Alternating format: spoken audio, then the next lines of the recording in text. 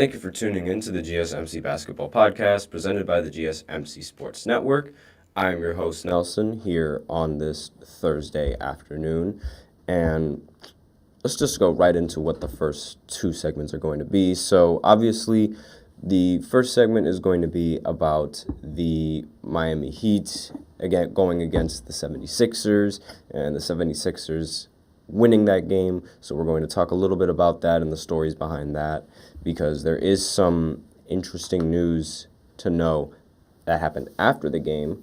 And then in the second segment, we are going to be talking about the Chicago Bulls blowing out the Atlanta Hawks and some of the stories that are generated from that matchup as well. And then we are going to do a quick preview of the next play-in games that will be happening tomorrow at 7 o'clock. So I'll just give a quick preview on what to expect from there. We also have a special fourth segment, that I reveal at the end of every third segment, so stay tuned for that. But before I begin with the first segment, I'd like to remind everybody to please use the link in the description to get the comments recognized, or the link displayed below the ticker on every single show segment is the exact same link. It's gsmcpodcast.net. Really helps the show, makes the show more interactive between myself and you guys. Once again, the link is gsmcpodcast.net. And let's just dive right into this matchup, because I did not have the 76ers winning this game, and I definitely didn't expect the outcome once the Miami Heat were up by 12 points at the half. So it was looking like Miami was going to win, but then the Sixers ended up rallying into a comeback, and they ended up winning 105-104. Everyone shot really poorly in this game. On both sides. They played significantly less better than what I thought they would be playing. So Joel Embiid, he ended the game 6 of 17 from the field. 9 of his points were from free throws, and he took 10 of them. Now, Batum was really the highlight for the Sixers in this game. He ended the game 7 of 12, 6 of 10 from 3, and 20 points. And he was really, really good for the Sixers and a very important piece for them in this win, coming off the bench and playing 20 minutes. Now, Tyrese Maxey was a little bit underwhelming in this play-in game. He was 6 of 16 from the field and 1 for 6 from 3. And again, really underwhelming. I thought that Tyrese Maxey was going to have a much better game going into the play-in, especially having Joel Embiid, but that turned out, especially playing at home as well, but that turned out being the exact opposite, so that's unfortunate for him. Kyle Lowry also played pretty poorly in this game, 3 of 10 from the field, 1 of 5 from 3 with 7 points. Buddy Hield also didn't really play well, 3 of 8 from the field, 1 of 5 from 3 for 7 points. Tobias Harris, 4 of 10 from the field with 9 points. Kelly Oubre, 3 of 9 from the field with 11 points. And again, like I said, everyone shot rather inefficiently on the Sixers side. And it wasn't really that good for the Miami Heat either. Tyler Hero was the leading scorer in this game. He played 41 minutes, ended with 25 points, but he shot 9 for 27 from the field and 4 of 14 from 3. Now, I don't know why Tyler Hero is taking that many shots and why Bam Adebayo is taking significantly less shots than someone like Tyler Hero, considering how Bam is. Well, I consider him to be the second option for this team. I don't understand how and why he is only taking 9 shots. I feel like he should be taking a lot more of those. Maybe it was because the game plan was sort of to focus him on stopping Joel Embiid, but I really think you also need to consider what could happen on the offensive side of the ball if your team needs it. And I feel like he should be taking more shots than he does. And he's going to have to end up taking more shots than he normally does in this next play-in matchup, because Jimmy Butler, he ended the game with 19 points, 5 of 18 from the field. And in the second half, he wasn't really doing much.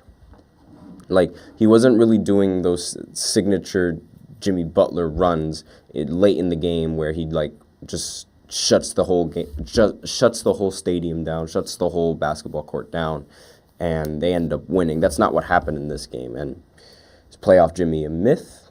That's what I keep saying. That's what I kept on saying in the beginning before the play-in tournament even started.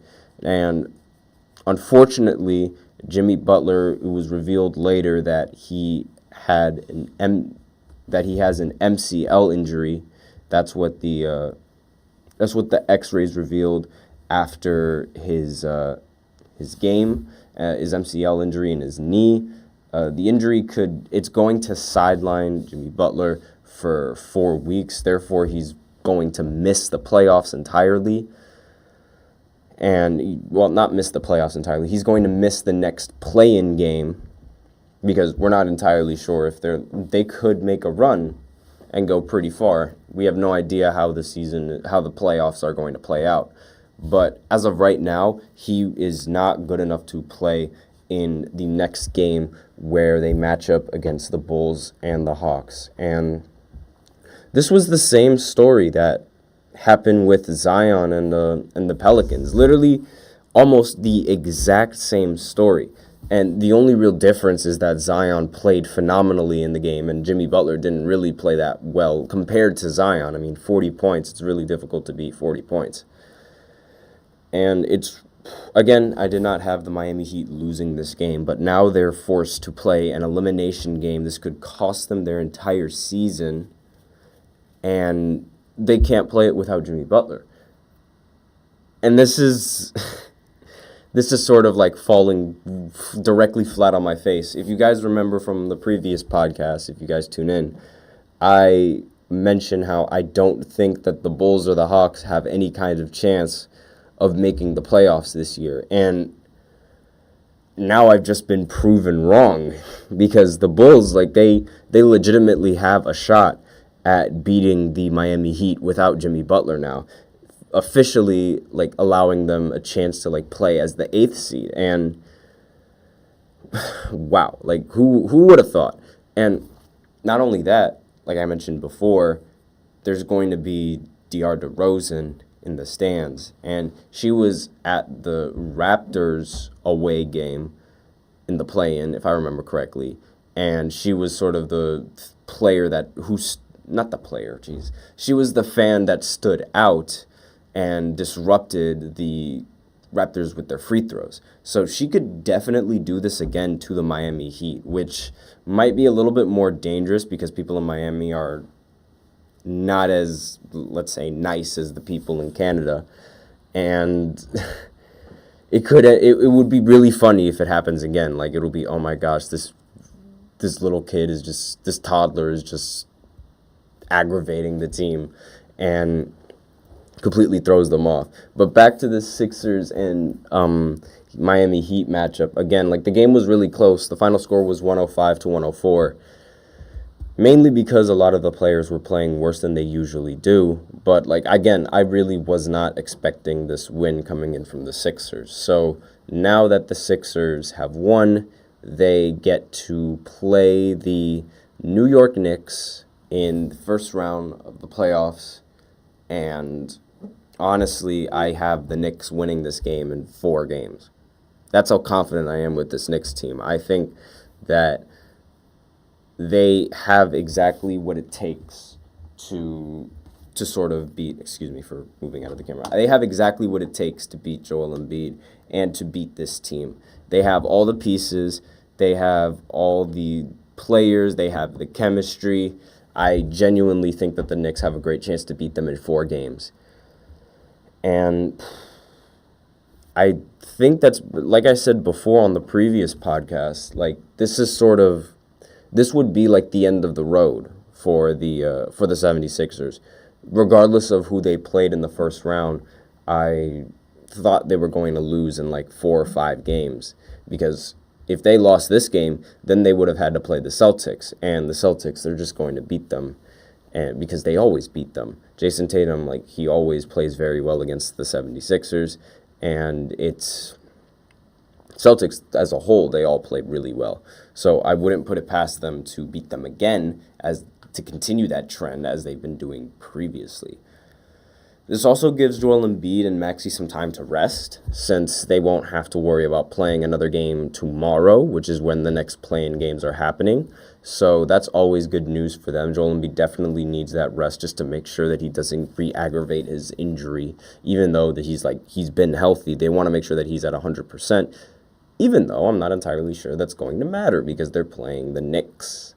And now for the Miami Heat, this is a little bit more difficult because before I was a little bit unsure if the series. I was certain that the series was going to be competitive between the Miami Heat and the Boston Celtics. Now, if the Heat win against the Bulls in this matchup, I'm not entirely so sure. I don't think that the Miami Heat are able to win without Jimmy Butler, and I think their road ends after this game as well. So I think the 1 and the 2 seed in the Eastern Conference are going to sweep, leaving the rest of the teams uncertain in the Eastern Conference, as well as in the Western Conference. Like, I can't tell which team is going to get swept or not. The team that's most likely to get swept in the West is honestly the Lakers because it happened before. But regardless, I genuinely do not think that the Miami Heat can come back from this one. And will they even win against Chicago? I'm not entirely sure because, like, Chicago's players have been playing pretty well together.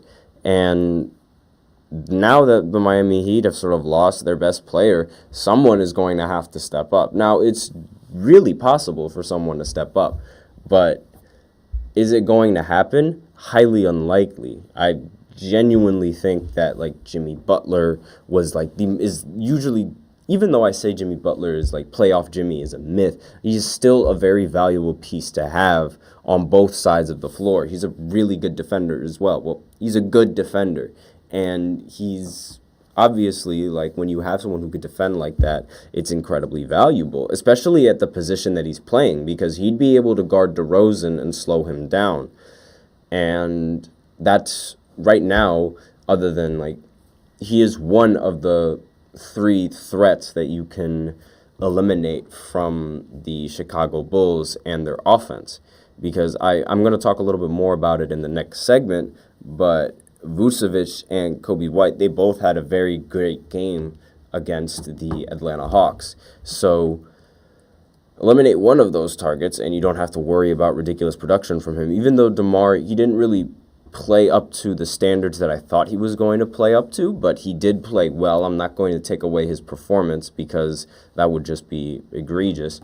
And again, without Jimmy Butler, I don't really know the chances that this team has. Like, I think this is where the road ends for the Miami Heat. But that's basically all I have for this segment, so we are out of time.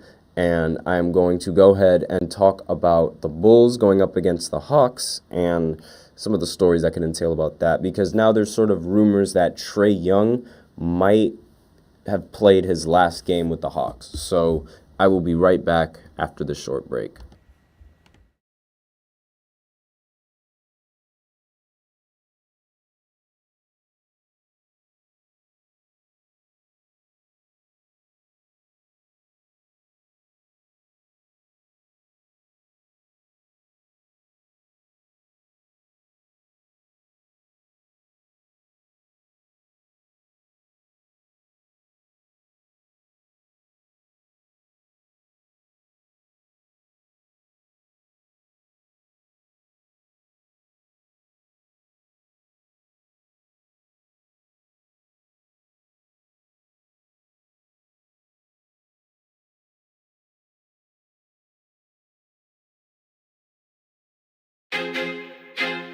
I feel like I'm losing my mind.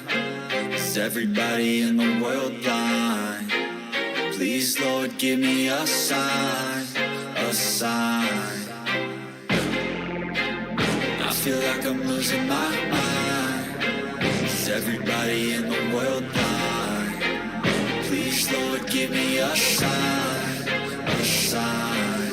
I wanna be the greatest. Everybody on the fake shit. I look around and feel like everybody is the fakest. I make this every day and I'm impatient, hoping one day I blow up from the basement. Statement, the top is so vacant. I don't hear shit that I think is amazing. Waiting for my day when I'm playing sold out shows for 1,000 faces. Hey, give me that crown, get in my way and to be put down. It ain't your place, all this my town. If I want that shit, then I'll get it right now.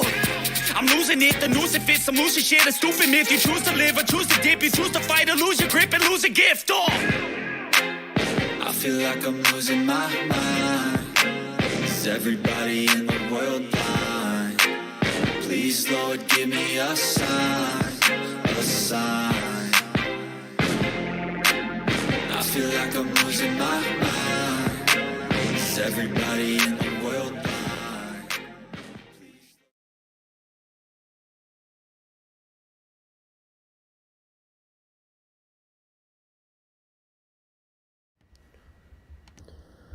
And we are back with the second segment of the GSMC Basketball Podcast presented by the GSMC Sports Network. And in this second segment, we are going to be talking about the Bulls going up against the Hawks and the results of that game, as well as Trae Young potentially leaving the Atlanta Hawks to go with another team. So before I begin, I'd like to remind everybody to please use the link in the description to get your comments recognized, or the link displayed below the ticker on every single show segment. Once again, it is gsmcpodcast.net. Really helps the show, makes the show much more interactive between myself and you guys. Once again, the link is gsmcpodcast.net. And with that out of the way, we can go right ahead and talk about the Hawks matchup against the Chicago Bulls, and how the Bulls ended up blowing out the Hawks in this win. And let me just pull up the box scores real quick. Just give me 1 second. Okay, just waiting for it to load. All right, so for this game, the player of the game was Coby White. He ended the game with 42 points and 9 rebounds and 6 assists, along with 2 steals. He is also the only other Bulls player other than Michael Jordan to record 40 points and 5 assists and 0 turnovers in a game. And obviously, that's a really, really ridiculous achievement, being able to drop 40 points and 5 assists and get 0 turnovers.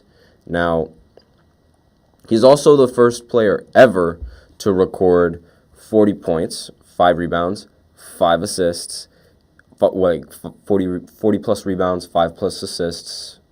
5 plus rebounds, 5 plus assists, 40 plus points. Jesus, what is wrong with my English today? In the postseason game without a turnover and on 70% plus from the field.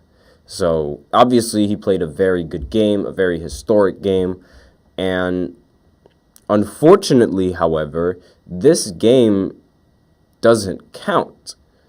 So, this is Coby White's career high. This is the most points he's ever dropped in a game, and the problem is that play-in game stats don't count in the record books.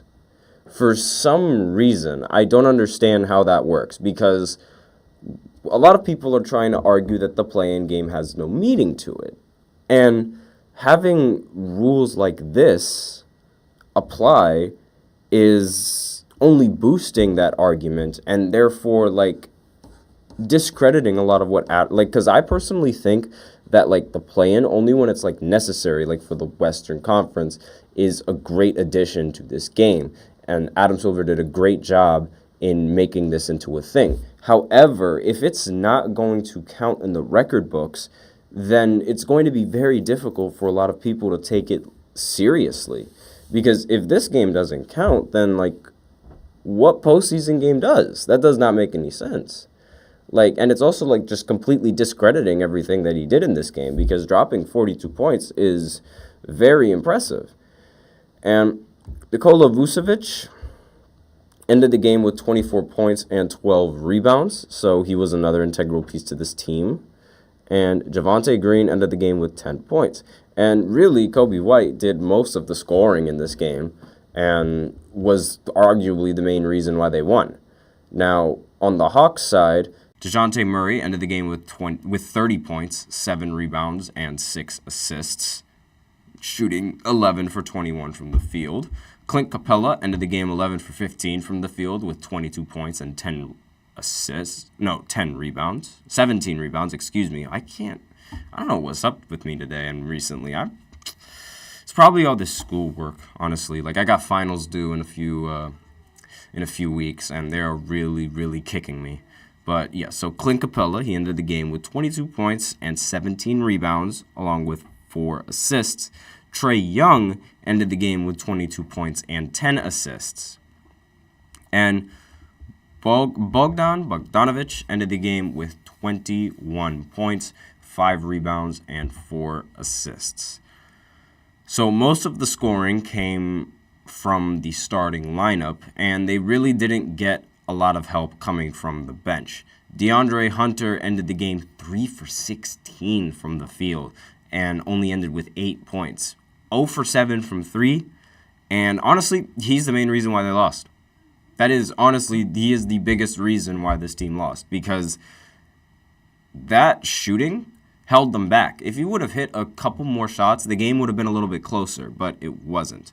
And, I mean, granted, the lead started out early because the first quarter was like 40-22 or something like that, but it was like a little bit of a back and forth, and his shooting definitely wasn't helping them, like, keep the game competitive. And it's really, like, it's a little bit annoying when, if you're one of these starters and you play really, really well, and there's this one guy in the starting lineup who couldn't pick up the slack because he played 42 minutes and he couldn't make a shot. It was really, really troubling, and it's just like, anything can happen in these in one game, and he unfortunately got the worst end of the stick. So now the biggest question is, was this Trae Young's final game for the Atlanta Hawks?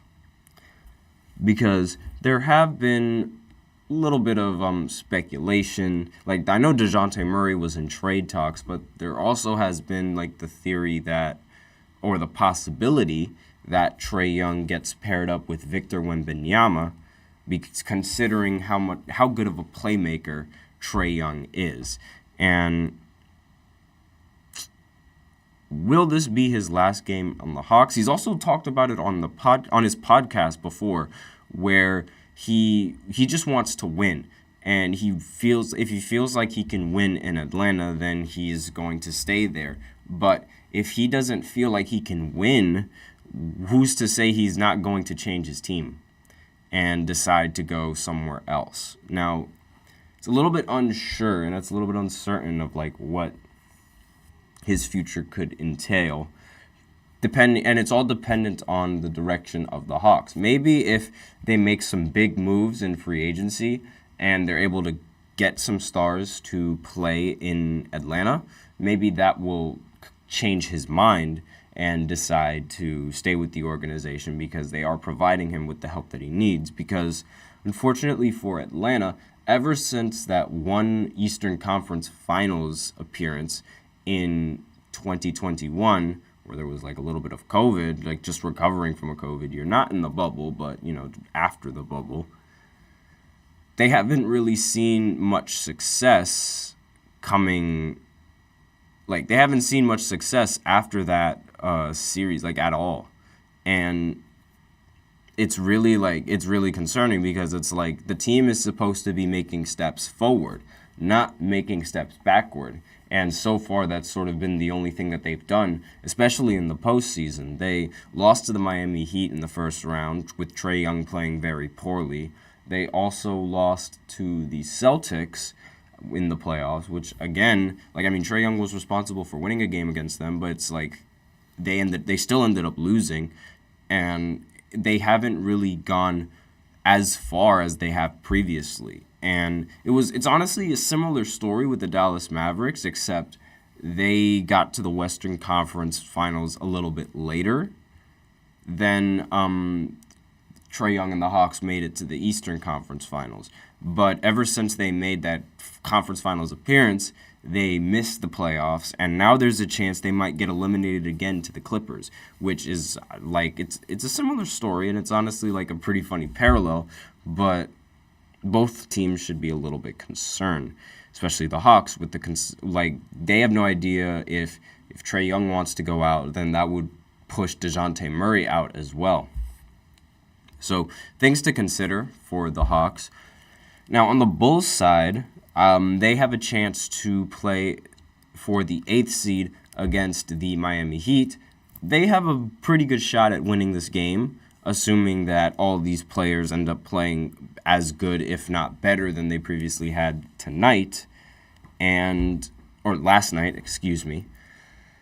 And with the not with the Lakers. What am I talking about the Lakers? Jesus Christ. With the Bulls going into the play-in matchup against the Miami Heat, I think this is where they stop. Like, they beat them, and then they're going to have to play the Boston Celtics, who have a significantly better team than the Chicago Bulls team has. And therefore, I think the Celtics are going to just end up sweeping this team, as well as being able to sweep the Miami Heat, because the Heat don't have Jimmy Butler. And it's really like they're in a tough spot, because they're always in this tough spot. I don't understand how they always find themselves like in the mid-tier of the Eastern Conference with the team that they have. Because like Kobe White, DeMar DeRozan, and Vucevic, if they played like this like a little bit more consistently, I don't expect Kobe White to drop 40 every single game. That would be crazy. But if he could drop 25, and if DeRozan can continue that his 25 points per game average, which he's averaging 24 right now, which is just 1 point off, it doesn't matter. They can really be a formidable team, especially when Zach LaVine gets back into the rotation, whenever it is that he does. But it's just they haven't been that formidable team that I thought they were going to be. And that might have been because Kobe White hasn't really hit his peak yet. And right now he's in the running for most improved player. I don't really think he's going to win that, but it's definitely a possibility. And the fact that he's in the running for that means that he's improved really well from the last year. So maybe this was the breakout year that he needed, which will allow the Bulls to be the contenders in the future, or make some sort of playoff noise in the future. Because right now, I don't see it for this team. I really don't see any sort of playoff success coming in from this team. So I'm not entirely sure what to think of them. I genuinely don't, because it's like they're always mid. It's the same story with the Hawks recently, and it's like they have the pieces, they just can't make it work, and it's really difficult to understand why. But that's basically all I have to say on that's definitely all I had to say on the second segment. And with that, we are out of time for this second segment. And now I will go ahead and go into the third segment, where I talk about the next play-in games that are going to be happening tomorrow, which are going to be both the Eastern Conference play-in game and the Western Conference play-in game. They're the final play-in games, and they fight for the 8th seed to see who's going to take on the Thunder and who's going to take on the Celtics. So I'll be right back after this short break. Looking for your daily fix of sports talk without having to pay for it? GSMC Sports Network is available on YouTube. Just search GSMC Sports Network. Get your fix of daily sports talk shows on YouTube, absolutely free. NFL, college football, NBA, MLB, MMA, UFC, fantasy football, and so much more. GSMC Sports Network has shows running all day long, with new sports shows starting every 2 hours. Just like on your favorite cable sports channel, except GSMC Sports Network is absolutely free. Just search GSMC Sports Network on YouTube to catch one of your new favorite shows, like the GSMC College Football Podcast, Chip Shot Football Podcast, Hoops and Heels Women's Sports Podcast, GSMC Basketball Podcast, and so many more. Check it out for yourself. GSMC Sports Network, now available on YouTube absolutely free. Search GSMC Sports Network on YouTube right now.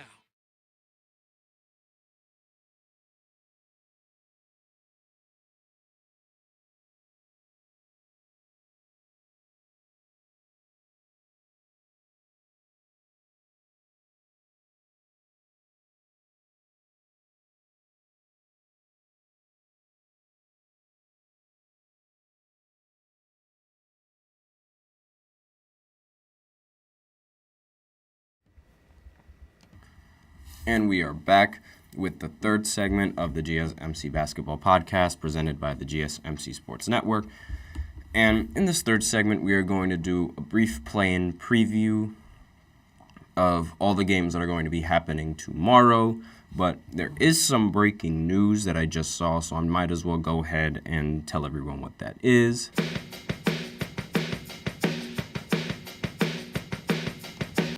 So, Haley Van Lith from LSU, she was the blonde guard that was guarding Caitlin, and there was a popular image circulating online where she just like, when she got defended by her, when she was defending her because Caitlin Clark hit a crazy shot over her head, and she was just like, I can't really do anything to stop that because if she shoots over me.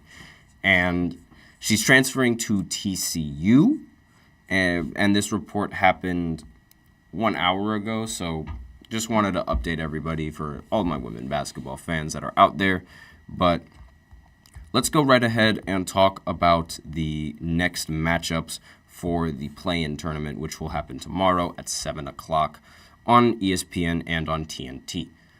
So the first game that's going to happen is the Bulls going up against the Miami Heat. I previously said on the previous podcast that if the Heat and the Bulls went up against each other, I had the Heat beating them in this play-in matchup. And I thought that there was no way that the Miami Heat or the 76ers were going to get denied of a playoff spot. And as it turns out, fate had something in store for this team. And the Miami Heat, as I said previously in the last segment, if you weren't paying attention, they lost Jimmy Butler. He has suffered an MCL injury and will be out for this next play-in game, therefore giving the Chicago Bulls a legitimate chance to make the playoffs and make this game very, very competitive. So my opinions on who will win in this game have slightly changed because now I am uncertain if the Miami Heat are going to be able to play as well in a crucial elimination game without their best player, Jimmy Butler. Now, I know I've said previously that playoff Jimmy is a myth, but that doesn't mean that he is not of great use to the roster and that the team could genuinely use him, especially in such a crucial game like this. So, with that in mind, I think this completely turns the tide into the favor of the Bulls. Even though the Miami Heat are going to be playing at home in this game, I am very, very skeptical on their chances of winning, simply because the Bulls, they do have like the matchups, and now that they don't have now that the Heat don't have Jimmy Butler's defense, and they don't have to worry about DeRozan being guarded by him, I feel like this just, again, it opens the door wide open for this team, and it could potentially win, especially with Kobe White playing as well as he previously did in the last game. There's no telling how this Bulls team is going to play and, like, you know, how well they're going to perform in this game. And given that blowout against the Hawks, now it's like they've really shown that they have a chance. And it's really, again, it's really tough to decide who's going to win between both of these teams because, like, the odds and, like, the betting odds, they completely shifted. Miami was, before they were, if they were to match up against them, they would be, like, not even 5 point, maybe, like, 8+ point favorites. And now they're only 1.5 point favorites. And so, like, this, again, it completely turns the tide of this tournament. And it could, again, I don't think either of those teams are going to do much in the first round. I think the Celtics are going to easily sweep them. And so that's, like, it's really unfortunate for either of those teams because they're essentially fighting to lose, in my opinion. Like, I know that's a little bit harsh, and that's why, like, we play the game, and that's why we play the series, because anything can happen. But, like, I mean, the game difference between the Bulls and the game difference that the Heat and the Bulls have between the Celtics is massive. So it's not really putting it past me to think that the Celtics are going to win this series easily no matter who they play against. Now, on to the Western Conference. Again, it's the same thing that applies. I was a little bit unsure of how the matchups were going to go in this game, but now that Zion Williamson has been ruled out with an injury, again, he's also been ruled out. So the same thing that happened in this Bulls game happened when the Lakers played against the Pelicans. And now I'm thinking that, like, the Kings, they genuinely have a chance to make the playoffs because they've held high seeds for a majority of the regular season, and they just dropped a couple of games that they shouldn't have dropped, and it eventually resulted in them making it to the play-in tournament. And they were in the playoffs before, but they just kept dropping games because of how competitive the Western Conference really is. That being said, the matchups again in the Western Conference, like, they're extremely unpredictable. I think any team can beat any team in the Western Conference. But with Zion getting injured and not playing this game against the Kings, I don't think the Pelicans will have a shot at beating the Kings. I genuinely don't think so because the matchups aren't really in their favor on the Pelicans side now that they don't have Zion, which is obviously very concerning because Zion he's not particularly that good of a defender like how Jimmy Butler is a defender, but he is good on the offensive side of the ball, much better than I think Jimmy is on the offensive side of the ball, at least what I've seen from Zion. And with Zion's ability to score, it effectively cancels out Sabonis's scoring. He could cancel out Sabonis's scoring, so it's if Sabonis ends up dropping 17 points, then Zion can match that 17 points, so that way it would be up to his teammates to decide the outcome of the game. Or he could end up outscoring him. Let's say he scores 30 and Sabonis only scores 17. That could also give the team a little bit of a boost that he needed. But now that Zion's not in the lineup, it's going to be up to Brandon Ingram and CJ McCollum, who did not play very well in the last play-in game. So I don't know how the confidence is for them going into this next one, given how they played in the previous matchup. But for the Kings, given how they won in a blowout, that ultimately gives them a lot more juice, I guess you could say, and a lot more confidence to continue this journey. Honestly, the Western Conference play-in tournament and the Eastern Conference play-in tournament, they've both had the exact same story. The very first game was a really, really close game where one of the players, the team that lost, unfortunately, their best player went down. Miami with Jimmy Butler and the Pelicans with Zion. And then the next game that was played right after was a blowout for both teams. The Chicago Bulls blown out the Hawks, and the Kings ended up blowing out the Golden State Warriors. And it's a direct parallel. And both of those games had a player play, both of the blowout games had a player play very, very poorly than what was expected of them, like Klay Thompson and Herter in both of those matchups. So it's really it's almost parallel with each other in these matchups. And wait, no, not Herter, Hunter, excuse me, I messed up that. I messed up that last name. He's used to averaging 15 points a game, but ended the game with 8. So obviously that really, really hurt his team. And it's really a direct parallel with both of those matchups, making it even more uncertain on who's going to win for me. I genuinely have no idea which of these teams is going to win in this round. And I'm really, really excited for that because I thought that the battle for the 8th seed was going to be relatively easy to decide on the Eastern Conference. But now it's much more open given the unfortunate injury of Jimmy Butler. But it makes it a little bit more interesting, this game. And along with the Kings and the Pelicans, again, like, I think that the Kings are going to easily win this game, but still it makes it a little bit more interesting. So, because the Pelicans, they still have a pretty formidable roster, like, and still have relatively good players that should be able to produce just enough to end up coming out with the win. However, that's like, given how they played previously, that's not entirely so certain. And they will be, let's talk about what the chances of each of those teams if they end up making it to the playoffs. So I think the best team that has a chance of beating the 1 seed is the Kings going up against the Oklahoma City Thunder. Then again, that's not really saying much.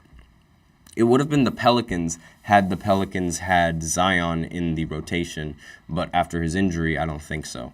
And so I think if the Kings win, they definitely have the best chance of beating Oklahoma City. But for the Eastern Conference, I don't think any team has a chance of beating the Boston Celtics. And again, this could also like just fall flat on my face because the Celtics, they have a tendency of underperforming when they really should be playing well. So if the series doesn't end in less than 5 games, then other teams might realize that, oh, they're not invincible, and give them a boost into being able to beat them and trying to play them. So that's some more implications there. And I'm not entirely sure like who's going to win against with the Kings and the Pelicans, but I'm going to be tuning in to both of these games because I'm very, very curious at the results. I really hope for a good game from both ends. Maybe Kobe White can play really well again and make this game fun, but we'll see how it goes. And that's basically all I have to say. Be sure to tune into those games tomorrow, and also be sure to tune in to the 4th segment of this show where I talk about Joel Embiid's letter to the president of French basketball. So I will be right back after this short break.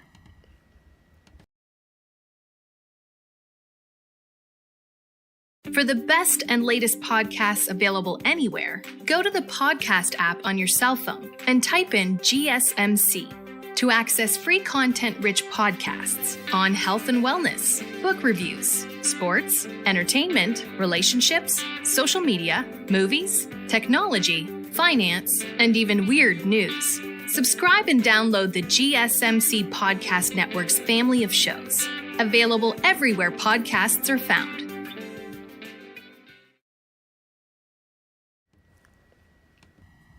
And we are back to the 4th segment of the GSMC Basketball Podcast, presented by the GSMC Sports Network. And in this 4th section, we are going to be talking about Joel Embiid's letter that he sent to the French president of basketball in 2021. Now, this letter was posted by, it was leaked, and it was posted by sideline sources. So this may or may not, this is a very well trusted source, so it most likely has happened, even though nobody has been reporting that recently. I'm just going to go ahead and check just to make sure that nobody has. Let me just see. Let's Google this. Yep. And Bleacher Report actually confirmed this 4 hours ago. So that's RMC Sport obtained the copy of it as well. So this definitely did happen. So just wanted to make sure before I said it. So the letter said, quote, "After discussion with the French Basketball Federation, my choice has now been made. I wish to take steps to obtain French naturalization and thus be able to be selected with the Blues. I therefore do not wish to play for any other national team. I have never worn the colors of any national team. It would be an immense honor for me to join this French team to participate in the next major international competitions. First and foremost, the 2024 Olympic and Paralympic Games." This was the letter that Joel Embiid wrote in the This was the letter that he wrote to President Emmanuel Macron. He's the president of French basketball. And this is really... Oh, there's a comment. Let me just go ahead and look at it. Low to kid, you're doing a great job, champ. Thanks. Now, back to the letter.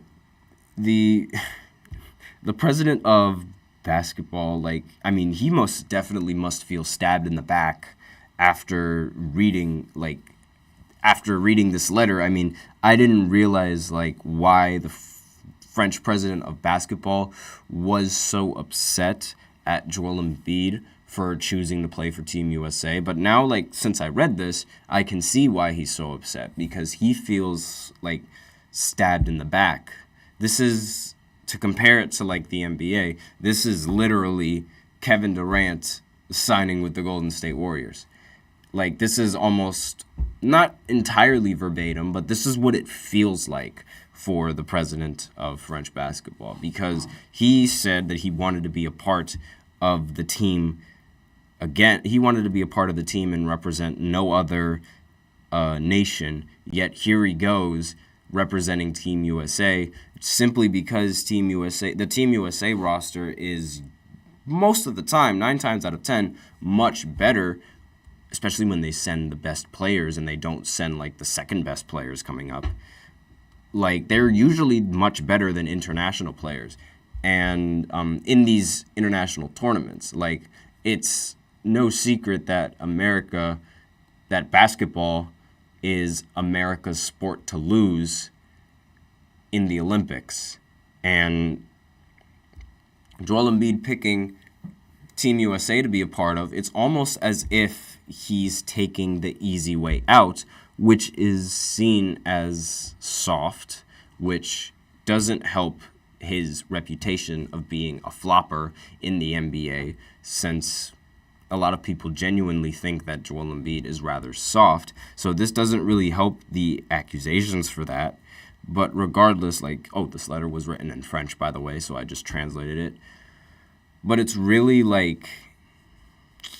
I don't know if this is a weak move or if this is just because I don't know if me saying that this is a weak move makes me a hater, if that makes sense. Because I don't like Joel Embiid, but I also don't like to disrespect any of these players that put their heart and soul in the game. But I will say that if you say that you're going to be a part of a team and an organization, own up to it. And he obviously, he wrote this letter, maybe I understand circumstances change. And, obviously, I'm going to defend Joel Embiid being a part of Team USA because USA. But regardless, I genuinely think that the move is rather weak, especially when we see Victor Wembanyama deciding to, because he hasn't declared, he's not on Team USA, and he's most likely going to play for the French international team as well. And it's really annoying for French basketball because they were hoping to put... they wanted a death lineup of having Rudy Gobert at the 5, Victor Wembanyama at the small forward, and Joel Embiid at the power forward. So that way they could have a ridiculously tall lineup with, it would be so broken, honestly. Just thinking about it is just ew, what kind of toxic game is this? Because Victor at the 7'4" is a cheat code. There's literally no other way to describe it other than a cheat code, because he's just that much taller than everyone. But I digress. So I think this is a relatively weak move for any kind of athlete, because I didn't think it was that weak of a move before I found out about this letter. I thought if you don't make a commitment to any national team and you have a citizenship for both, it's fair game. But, obviously he was still going to face backlash for doing that, simply because, again, it's still the easy way out. But when you have citizenship in both, even though you aren't really born in the country, you still have the option. Now, is it a little bit weak. They had the same problem with Paolo Banchero as well, how the Italian team was a little bit mad how he decided to join Team USA instead of sticking with their team. And obviously, like, there's mixed opinions there. But again, if you have citizenship in both and haven't claimed, like, and haven't physically said that you are going to be a part of the organization, I think it's fair game. But now reading this letter, Joel Embiid said in paper that he wanted to play for the French team, and now here he goes switching up. And so I think that move is weak. The fact that he lied, not so much the fact that he decided to join another team. It's the lying part of it that I think is a weak move. Yeah, that's a great way to explain it. Because if he didn't lie, I wouldn't have a problem with it. But, like, you say that you want to play in the 2024 Olympics. And the second a better opportunity comes for you, you take it. And, like, I understand it's like, don't hate the player, hate the game. That's just what you do. You see good opportunities and you're supposed to take them. But there's also, like, I feel a lack of loyalty that's being involved. And that, like, that might play into effect, like, with, like, political reasons, like, such as nationalism. But I'm not going to get into that. I'm going to mainly talk about, like, the bond and, like, the connection that, like, someone has to their country, because it is an honor to represent exactly where you're from in the Olympics. And since Joel Embiid is an international player and isn't from here despite having his citizenship, it's seen as like a little bit traitorous, if that makes sense, because he's just abandoning, like, his French roots in a sense, in a, like, you know, figurative sense, and playing for Team USA. And I understand both sides, but again, like, when I'm on the side of, if he has the citizenship, then he's good to go. Obviously, like, that might be entailed with some bias since, you know, USA, but I really don't know, because I really don't know if I'd feel the same way if some other team, like, let's say some player decides to go, some player that for like the Dominican Olympic team or like the American Olympic team, doesn't really matter which one, they decide to go play for a different team. Depending on the reason why, I'm not really going to be as upset at them. Now, if the athlete lies, then I'm going to be upset about him, because I genuinely do not like it when players and athletes do not keep their word. I genuinely do not. And especially when it's something as little as picking a team. Because, like, again, he said he was going to do it. He didn't decide to do it. And it's just very, very, it's very weak. I think it's weak.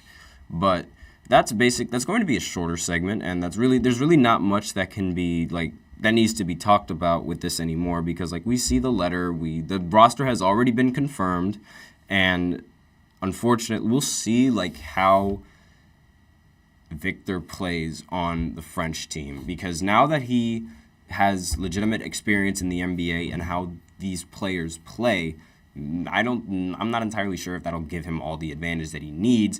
But then again, I don't know if there's really anyone on Team USA that's able to guard someone that's 7'4". Oh my gosh, if Bam is guarding him, that is going to be a nightmare. That is genuinely going to be a nightmare if Bam has to guard Victor Wembanyama for even 2 seconds. And I'm not saying that because Bam is a bad defender. I'm saying that because of the height difference. Because Bam is one of those undersized centers compared with Joel Embiid and Anthony Davis. And even then, I don't think Anthony Davis is going to be able to hold Victor Wembanyama that well. Especially if he takes him out to the perimeter. Because I guess I do have more to say. These athletes, when they're on Olympic teams, they might not really play well in the NBA, but when they're on Olympic teams, they play a lot better. They are much more valuable because the system that they run is most likely run through these players who are used to it. And they're also, not to mention, some of these international players are used to playing with these guys since they were like 14 years old. Like, it was the reason why Argentina was so feared back in the day with Manu Ginobili, and why the French were also rather feared because of Tony Parker and all of these other players who have played with a club or an international team since they were children or like teenagers, if you want to say. And that's really like, who knows what kind of role the French team is going to give Victor Wembanyama on Team France. And it might even like make him better, like the system that they run. If they run the entire system through him and he feels a lot more confident playing with players that he's been playing with since he was a teenager, then that could be a serious problem going into a matchup against them. Because again, he's already difficult to guard as it is with his height. And already being unable to contest him because of his height, it's going to be tough to stop him if he can run the offense really well, and if the coaching scheme and everything plays into effect. And I understand, like, you know, when Team USA matched up against, like, the under-18 team of USA matched up against the under-18 team of France, and Chet played against Victor Wembanyama, Chet ended up winning, but I think Victor Wembanyama has progressed a lot faster and a lot better than Chet Holmgren has. So they might still be able to win, they might not, who knows. But that is all I want to say for this last segment. And with that, we are out of time. So thank you so much for tuning in to the GSMC Basketball Podcast presented by the GSMC Sports Network. Your support means a lot to us, so please remember to subscribe to the show and leave a positive review. It really does make a difference. We also invite you to follow us on Facebook, Twitter, TikTok, and Instagram for more content and updates. And I also like to remind you to please use the link in the description to get your comments recognized, or the link displayed below the ticker on every single show segment. That is gsmcpodcast.net. Really helps the show, makes the show much more interactive between myself and you guys. Once again, the link is gsmcpodcast.net. And that is going to be the end of our show. Thank you all once again. I am your host, Nelson, and as always, take care. Let's